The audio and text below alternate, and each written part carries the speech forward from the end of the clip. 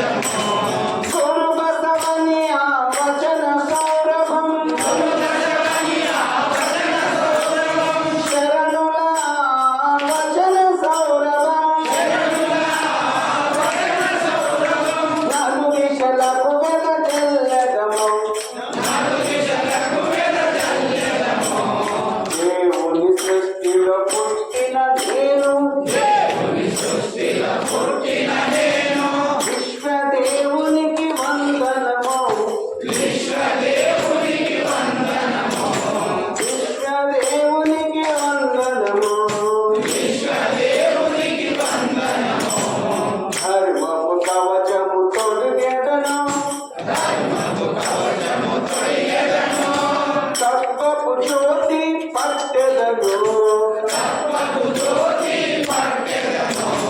కర్తుని కమ్మటము ఈ జగమున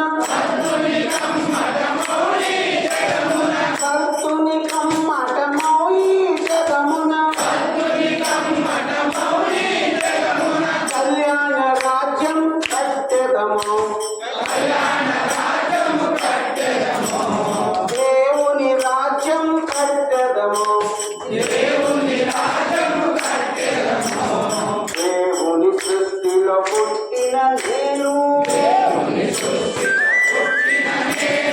విశ్వదేవునికి వందనము విశ్వదేవునికి వందనము ఓం శ్రీ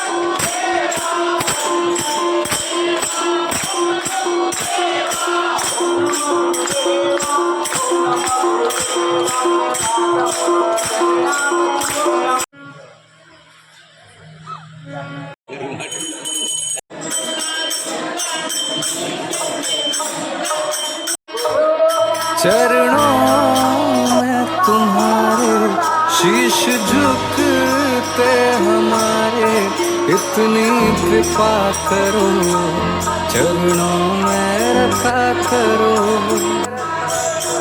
जब भी मुझसे दुनिया झगड़े और सताए इतनी कृपा करो चरणों में रखा करो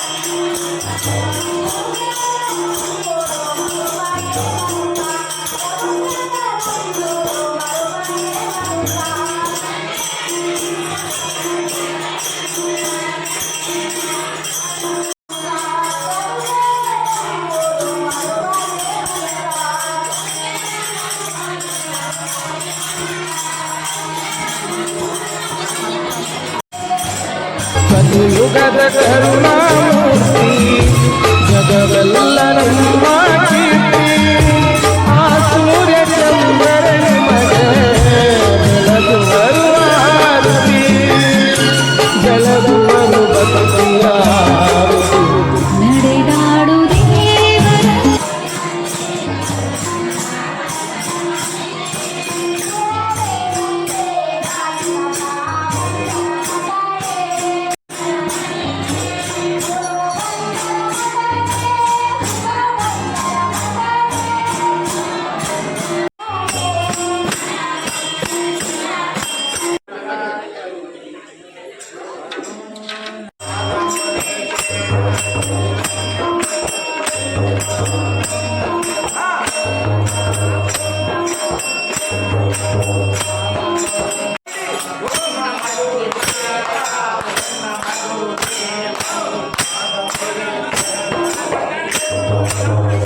ఏదో తెలిసినప్పుడు మనిషికి తను తాను దానికి మరపు ఉంటుంది. అందుకే గురువు కావాలి. గురువు లేకపోతే చెరువు తెలియదు. భగవంతునికి మనిషికి ఏమున్నది అంటే మధ్యన పరదాటం ఉంది. భగవంతునికి మరియు మనుషులకు మనకు ఏం అర్థం ఉంది అంటే మాయతర మంచితర అనేది పరదాటం ఉంది.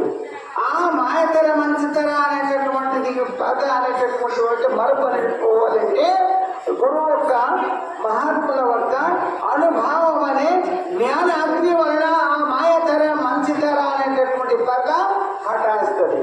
చిమ్మని చీకటి ఒకటి ఎంతున్నా ఒక్క సూర్యుడు ఉదయించగానే చిమ్మని చీకటి చెదిరిపోతుంది. అట్లనే అజ్ఞానము దుర్గుణ దుర్చిత దుర్భావ ఉంది కదా మనిషికి. ఇది చిమ్మని చీకటి అజ్ఞానం అనేటటువంటిది. కనుక జ్ఞానం అనే భాను జ్ఞాన గంగా అనేటటువంటి జ్ఞాన గంగ సుధా అనేటటువంటిది పెరుగుతుంటారా ఎప్పుడు ధార పోస్తుంటారో ఆ గురువు గంగాధరుడు. అందుకు కనుక మస్తకమందు వాస్తవికంగా మస్తకమందు జ్ఞాన గంగను శిరమందు ధరించి ఈ యొక్క మానవ వాళ్ళకి ఇవన్నీ ఒక శశి అంటే ఒక మొలకల్లాగా ఇవన్నిటికీ జ్ఞాన గంగా అనేటటువంటి ద్వారా వస్తే అవి మాత్రం జ్ఞాన గంగా అనే శక్తి పాత్ర చేస్తే జ్ఞాన గంగాని దారి వస్తే అప్పుడు చైతన్యాత్మకమైనటువంటి ఈ మొలకలకు కళకళలాడి శక్తి ఉంటుంది. శక్తివంతులుగా ఉంటారు. భక్తి భావన పెరుగుతుంది. అజ్ఞానం అనేది అంతరిస్తుంది. అందుకు సత్సంగము వలననే మనిషికి నిస్సంగము అనేది వస్తుంది. అందుకు కాబట్టి కొంచెం కొంచెం కొంచెం కూర్చునేది నేర్చుకున్నాలే, తర్వాత పిదప మాట్లాడేది, తర్వాత పిదప మనిషి ఏ జీవనం ఏ విధంగా మనం బతకాలి అనేటటువంటిది బతుకు తీర్చుకునేది అది గురువు అనేటటువంటి తల్లి దగ్గర, భగవంతుడు అనేటటువంటి తల్లి దగ్గరికి చేసుకోవడానికి రాదు. అందుకు దేవుడు అనేటోడు ఎట్లున్నాడంటే అన్ని సెటిల్మెంట్ చేసేటటువంటి కర్తవ్యం కార్యం ఉంటాడు. భగవంతుడు